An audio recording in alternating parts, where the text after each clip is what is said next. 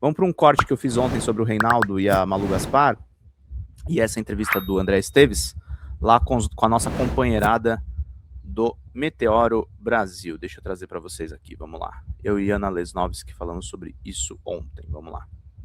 Fontes, em off, Reinaldo Azevedo ligou para o banqueiro André Esteves, do BTG Pactual.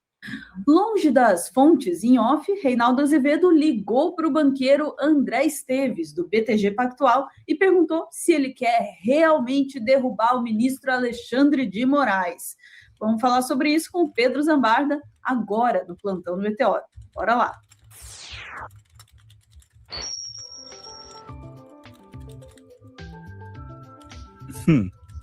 Zambarda, seja muito bem-vindo. Vamos falar sobre esse imbróglio todo aí, sobre tentativa de derrubar o Alexandre de Moraes, quer ou não quer, banqueiros, muito dinheiro, muito poder envolvido e altas tretas jornalísticas. Vamos lá.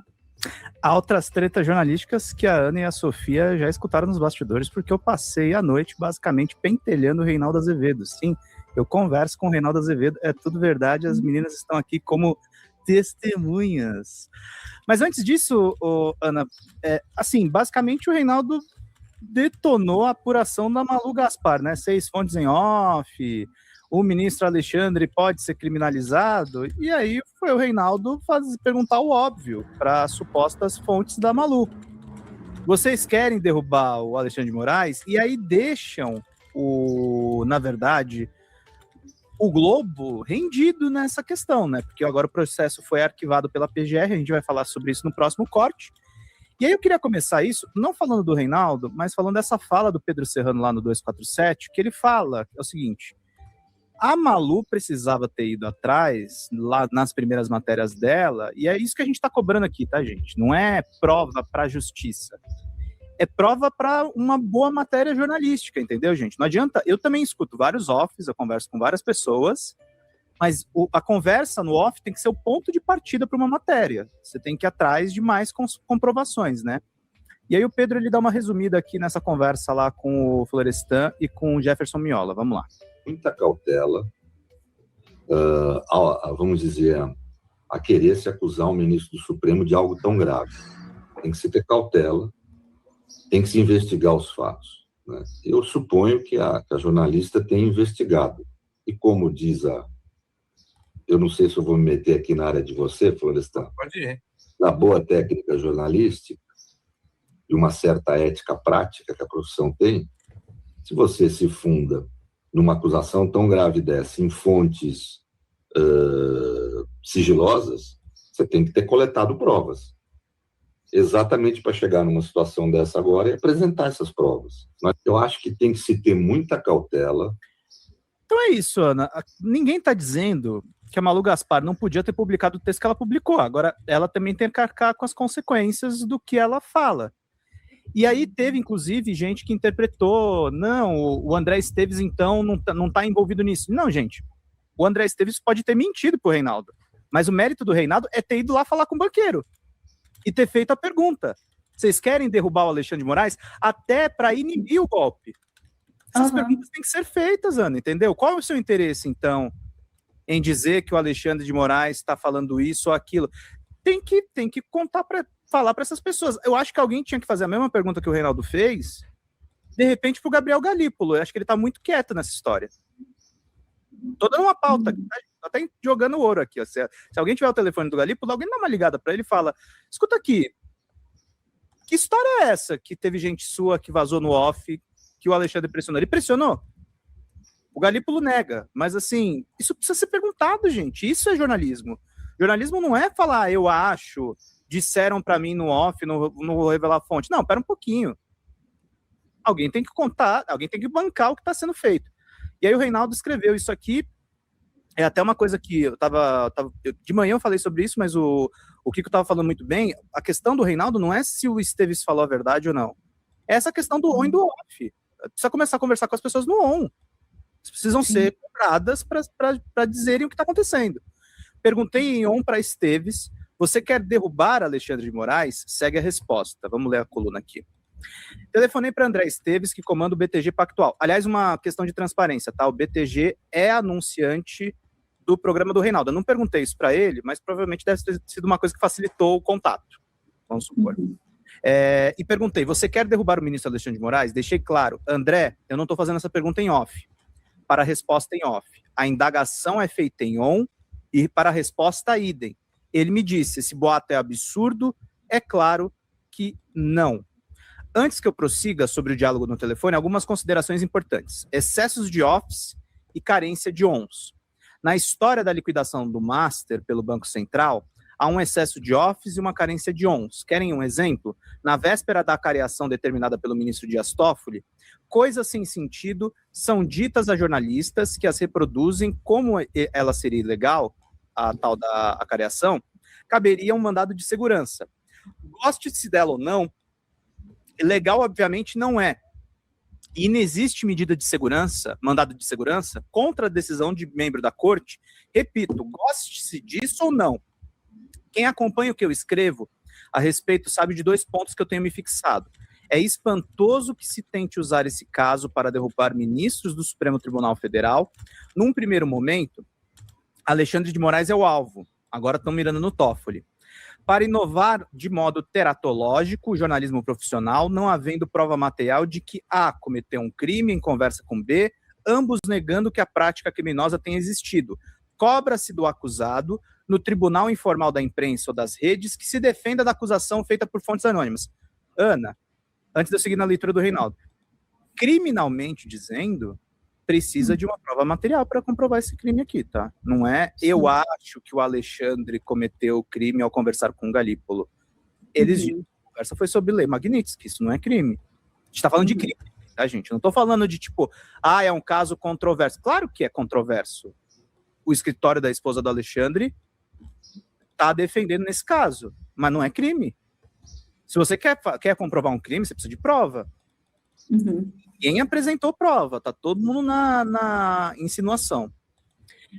Há quem ache que derrubar ministro do Supremo, ainda que um processo de linchamento sem provas, fortalece a democracia. Eu acho que enfraquece.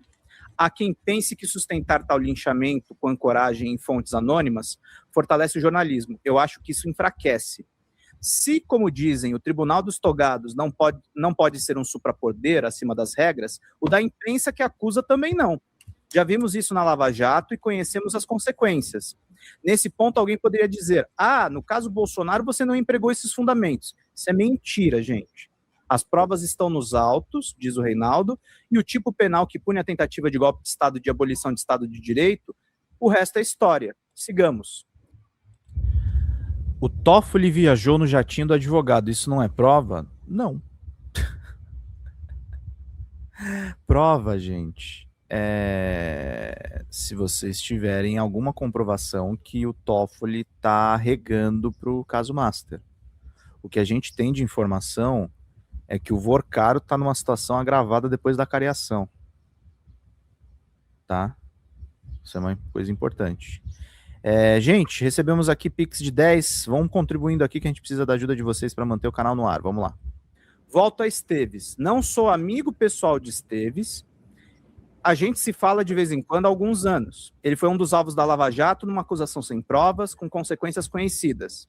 Apontei o aluvião surrealista que colheu então e não esperei que o STF o atestasse, como atestou a sua inocência. E as consequências graves aquilo tudo teve para suas empresas. E como é público, ele se refez com sobras daquilo tudo. Entendi. Reinaldo está criando um paralelo entre Esteves e Daniel Vorcaro. Podem não gostar de mim por várias razões, mas subreptício eu não sou. São casos distintos. Estou deixando claro, isto sim, que em qualquer caso, não integro pelotões de fuzilamento ou de linchamento. Jamais defendi, por exemplo, que Bolsonaro ou qualquer outro dos punidos na esfera penal porque reacionários, o que sempre me mobiliza nesse caso é saber se as práticas são golpistas ou não. Adiante. Por que fiz a pergunta a Esteves, deixando claro que me interessa a resposta em on? Porque, como é sabido, as redes estão coalhadas de comentários sustentando que foi ele a vazar os dados do contrato entre o Banco Master e o escritório Barsi de Moraes, o que ele nega. Não vale tudo daquilo que o Humberto Eco chamou de legião de imbecis, que deixam de ser pregadores na areia para se tornarem empregadores universais, há teorias conspiratórias para todos os gostos. Reproduzo o que ele disse. Reinaldo, por que eu faria isso? Com que propósito? O que eu ganharia tentando derrubar um ministro do Supremo?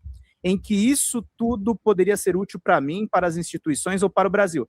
Essa parte da resposta eu não acredito muito, mas por que seria útil derrubar um ministro do Supremo, né, Ana? Para muita coisa, né? Ainda mais para o banco que mais ganhou esse ano na Bolsa, eu acho que seria mega interessante não ser investigado, né? Continuei. Você sabe que nesses ambientes muitos atribuem a você o vazamento do contrato e o boato de que o ministro fez pressão para o BC não liquidar o Master. Ele me disse. Obviamente não vazei coisa nenhuma porque não tinha acesso privilegiado a documentos sigilosos, isso pode ser verdade. Acho sim que a decisão do Banco Central foi correta, mas nunca soube ou afirmei que o ministro Alexandre de Moraes tivesse feito pressão. E também é preciso considerar uma coisa, se eu for acreditar em tudo que dizem por aí, não vou ter tempo para fazer mais nada. Eu mesmo estou lhe dizendo que existe uma campanha orquestrada contra mim para me atribuir coisa que eu não fiz. Ah, Reinaldo, ele iria lhe contar? É claro e mais compreensível que alguém indague essa altura. Mas se tivesse sido ele a vazar o contrato ou afirmado que o ministro fez pressão, ele iria lhe contar, Reinaldo? A resposta que interessa, a verdade, e é uma cobertura ética, é a seguinte: inexistindo provas e havendo negativas em on, eu não dou curso a fofocas em off. E também jamais recorro à prática de dizer que fulano disse, etc., a interlocutores. É raro que o interlocutor não seja o autor do texto. Assim, pois o interlocutor deste texto sou eu mesmo. E aqui ele manda uma paulada na Malu Gaspar, porque a Malu Gaspar falou do problema dos mitos do Alexandre de Moraes. Uma nota curta sobre heróis. Maquiavel nunca escreveu que os fins justificam os meios. Eu não sei se você sabe essa história, Ana. Os fins justificam os meios é um erro de tradução do italiano, tá? Maquiavel nunca escreveu isso. Não sabia, não. Oh. Ele nunca escreveu isso. É um erro. É os fins justificam o final. Eles levam ao final. Não é qualquer fim. Entendi. Que justifica o meio de obtenção. Você vê? Tem um erro aí que aí o pessoal interpreta errado. No trecho em que trata do método para se atingir um determinado objetivo, escreveu em tom crítico em O Príncipe que o vulgo nunca pergunta a que meios recorreu o soberano se o resultado é considerado bom.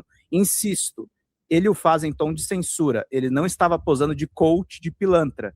Literalmente assim no capítulo 18 do Maquiavel. O que importa é o sucesso das ações. Os meios serão sempre julgados honrosos e por todos louvados, porque o vulgo sempre se deixa levar pelas aparências e pelos resultados, e no mundo nada existe senão o vulgo. Na mesma sorte, quem não leu a peça A Vida de Galileu de Brecht pode ficar com a impressão que o ponto de ancoragem da obra é lastimar o país que precisa de heróis como se fosse estes a fragilizar as instituições. Errado. Galileu, quando a Galileu abjura da sua teoria, o discípulo de Andréa fica furioso e lastima. Infeliz a terra que não tem heróis. Pouco adiante, o próprio Galileu reflete. Não, infeliz a terra que precisa de heróis. É preciso ler a obra para saber que os heróis são, sim, necessários e que, evidentemente, não depõem a favor dos países. Estes podem ser infelizes, mas as pessoas que se fazem notáveis por enfrentar adversidades são absolutamente necessárias. Como são, de resto, no texto de Brecht, o próprio Galileu e Andréa, não existe spoiler de clássico, mas aqui eu deixo a tarefa. Leiam os clássicos. Também, nesse caso, a corruptela distorce o sentido da obra. Encerro, não trato nem Moraes nem ninguém como heróis essenciais. E eu saúdo, sim, que eles tenham vencido até aqui, pelo menos, o golpismo. Sim, o Brasil tinha e tem institucionalidade para intervenções que poderiam ser covardes ou heróicas. Infeliz é o país em que triunfam os covardes. Ademais, eu não atribuo a ninguém a licença para usar qualquer meio para atingir fins considerados virtuosos. A minha divisa a respeito é: os meios qualificam os fins, que é a tradução correta do Maquiavel. Bom ano novo a todos, caso eu não volte antes. Reinaldo está de férias, e aí o resumo dessa coluna toda que eu li é o seguinte, é o que eu li aqui no cafezinho do Miguel do Rosário. O banqueiro famoso vai a Reinaldo Azevedo e ele acabou expondo a Malu Gaspar, né? E até agora não explicou a história. E é isso, Ana. Vamos falar sobre o procedimento jornalístico aí nessa história toda, né? Veja, a gente não está dizendo que ter fontes em off necessariamente uma coisa ruim, ou uma prática errada, né? No jornalismo. Não, pelo contrário, é uma prática recorrente e que pode ser usada de forma ética. A questão é você basear não é só uma matéria, né, mas basear todo um conjunto de matérias em vários veículos diferentes, assim, encabeçados por uma, né, apenas em declarações em off que são de interlocutores, né, como o Reinaldo bem apontou ali, né, fulano disse para ciclano que ciclano teria dito que não sei o que, sabe, falta uma substância. Quando você cria um texto, isso vale para o texto jornalístico, vale para o texto científico também, você não afirma as coisas sem você estratificar, sem você ter vários pontos de ancoragem para aquela informação, especialmente se você está falando, está aventando a possibilidade da corrupção de um ministro do Supremo, né, num momento político tenso como esse. Então, essa informação ela tem que ser estratificada, tem que ter uma fonte em off, ok, estratifica ela com um documento, com alguma coisa, né, que realmente faça a coisa funcionar. E não está acontecendo isso. Aí outra coisa sobre a fonte off que eu achei muito interessante desse processo todo e dele falar com a fonte e perguntar. Eu concordo plenamente com a auto-pergunta que eles fazem, mas Reinaldo, ele teria confirmado? Não teria, mas esse é o ponto também. Existe, aí a gente tem que parar para pensar por que é que as pessoas dizem aquilo que elas dizem. E por que elas dizem uma coisa em off e outra coisa em on? Quando você pergunta para a fonte que está sendo aventada como tendo dito algo em off e ela diz que não, ela não falou aquilo, você amarra a palavra dessa fonte e expõe expõe a fragilidade daquela fala, aquela fala não tem condição, né, a fala feita em off, que não é corroborada no on, ela não tem condição de correr. Né, porque ela perde sustentação. E você também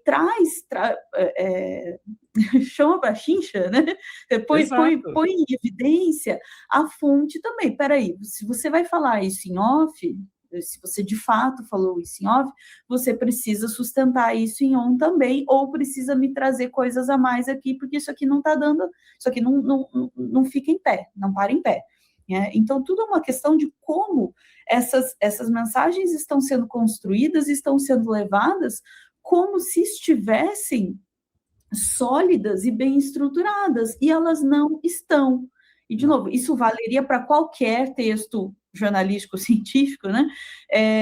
Valeria, mas especialmente para esse discurso perigosíssimo que está se montando, é uma temeridade que ele esteja sendo montado dessa forma tão insustentável. De outra forma, eu vou dizer assim, com um pouco menos de elegância, se eu, como professora, visse um texto de jornalismo só baseado em fulano diz que ciclano, a gente diria que estava errado, não diria? A gente diria, não, se eu sou editor do Globo, eu falo, filha, volta e apura melhor isso daqui. Você vai lá e derruba a matéria. Mesmo porque, Ana, é aquela coisa, como é que o golpe do 8 de janeiro foi evitado, gente? Quando as coisas foram levadas às claras, tinha o Bolsonaro fazendo discurso contra o Xandão no 7 de setembro, tinha a reunião dos embaixadores, tudo era dito às claras.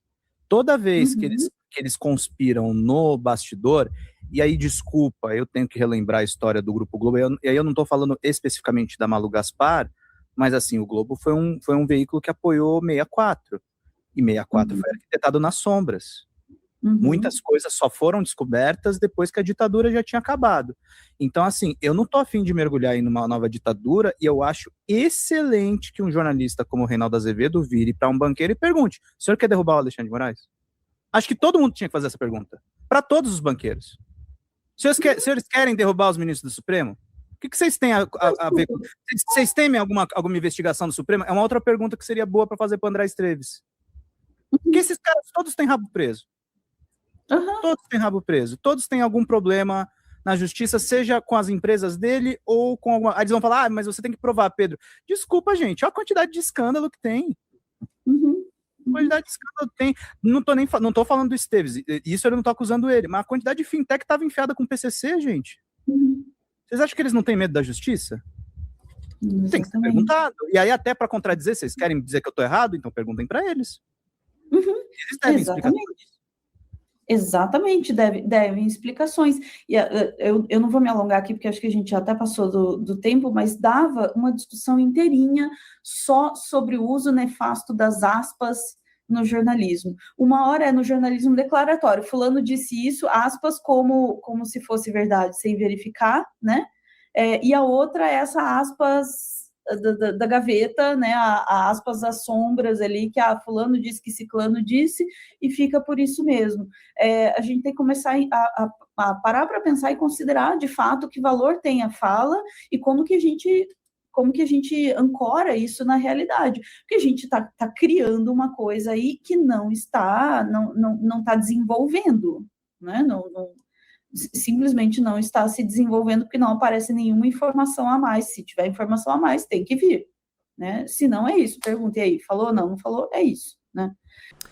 Fala, galera da Folha TV, não se esquece de se inscrever aqui no nosso canal para assistir programas como Folha Notícias Manhã, Folha Notícias Noite, o nosso Folha Entrevista e o nosso Barzinho das Meninas. Muitas coisas bacanas a gente acompanha por aqui.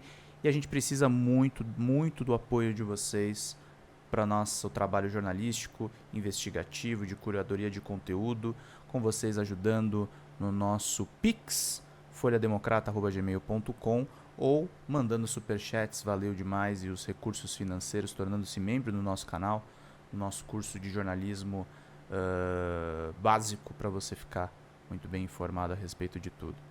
Queridos e queridas, muito obrigado pela presença de todos vocês. Vida longa e próspera.